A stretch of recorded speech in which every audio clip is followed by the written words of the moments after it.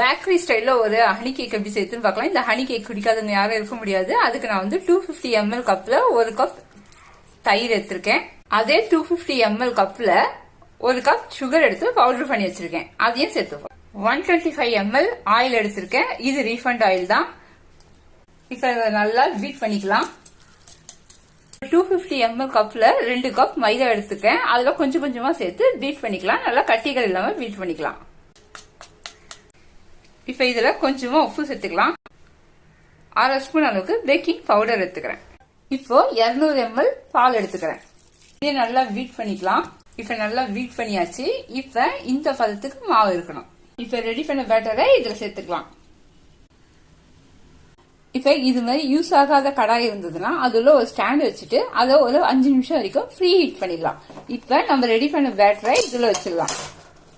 அடுப்பு லோ ஃபிலிம்ல இருக்கட்டும். இப்ப மூடி போட்டு ஒரு 40 நிமிஷம் பேக் பண்ணிடலாம். இப்ப நம்ம அடுப்புல வச்சு 40 நிமிஷம் ஆயிடுச்சு. இது வெந்திருக்கான்னு பார்த்துடலாம்.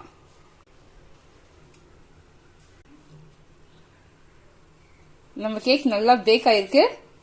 ஸோ நம்ம ஸ்டவ் ஆஃப் பண்ணிடலாம். இந்த கேக் ஆறட்டும். அதுக்கப்புறம் கட் பண்ணிடலாம். இப்ப சக்கரை பாகு கொஞ்சம் காசிக்கலாம். இப்ப இந்த சக்கரை பாகு கூட கொஞ்சமா ஹனி சேர்த்துக்கலாம்.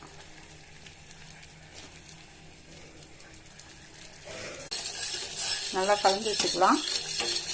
இப்ப இந்த ஹனி சிரப்பை இதெல்லாம் சேர்த்துக்கலாம். இப்ப நம்ம ஹனி கேக் ரெடி ஆயிடுச்சு. இப்ப இது கொஃபரை தேங்காய் தூளை சேர்த்துக்கலாம். நம்ம சூப்பரான ஹனி கேக் ரெடி ஆயிடுச்சு. நீங்களும் ட்ரை பண்ணி பாருங்க. பிடிச்சிருந்தா நம்ம சேனலை சப்ஸ்கிரைப் பண்ணுங்க. உங்க ஃப்ரெண்ட்ஸ் சர்க்கிளுக்கும் ஷேர் பண்ணுங்க.